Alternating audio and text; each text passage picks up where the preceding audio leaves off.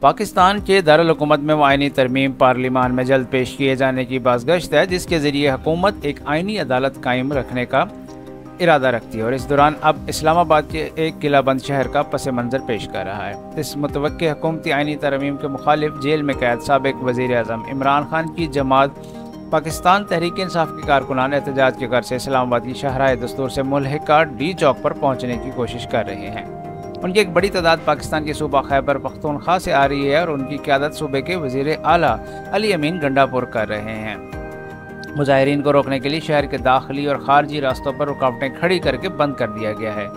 D چوک کو بھی container لگا کر بند کیا گیا اور داخلی راستوں پر پولیس اور پیرا ملٹری فورسز کی بھاری نفری تعینات ہے۔ ہفتے کے روز سے لگ بھگ آئندہ ایک ہفتے کے لیے پاکستانی افواج کے دستوں کو اسلام آباد کی سیکیورٹی کے لیے طلب کر لیا گیا ہے۔ لاہور اور راولپنڈی سمیت صوبہ پنجاب کے بڑے شہروں میں بھی اجتماعات پر پابندی عائد ہے اور انٹرنیٹ کی سروس بھی معطل ہے۔ سابق وزیر اعظم عمران خان کی بہنوں سمیت پی ٹی آئی کے درجنوں کارکنوں کو پولیس گرفتار کر چکی ہے، جبکہ مختلف مقامات پر پولیس اور پی ٹی آئی کے کارکنان میں جھڑپیں بھی دیکھنے میں آئی ہیں۔ حکومت کا کہنا ہے کہ یہ تمام اقدامات اس لیے کیے جا رہے ہیں کہ 15 اکتوبر کو اسلام آباد نے 2 روزہ شنگھائی تعاون تنظیم کے اجلاس کی میزبانی کرنی ہے، جس میں شرکت کے لیے بہت سے غیر ملکی وفود پاکستان آ رہے ہیں۔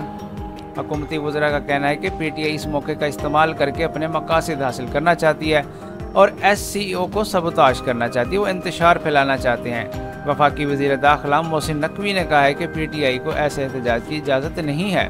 پاکستان تحریک انصاف کا موقف ہے کہ ان کے احتجاج پرامن ہے اور بظاہر وہ جیل میں قید سابق وزیر اعظم عمران خان کی قید کے خلاف احتجاج کر رہے ہیں۔ تاہم سوال یہ ہے کہ کیا صرف یہی آئینی ترمیم ان کے احتجاج کی وجہ ہے اور کیا پی ٹی آئی نے سوچ سمجھ کر اس موقع کا انتخاب کیا جب اسلام آباد ایس سی او کی میزبانی کرنے جا رہا ہے؟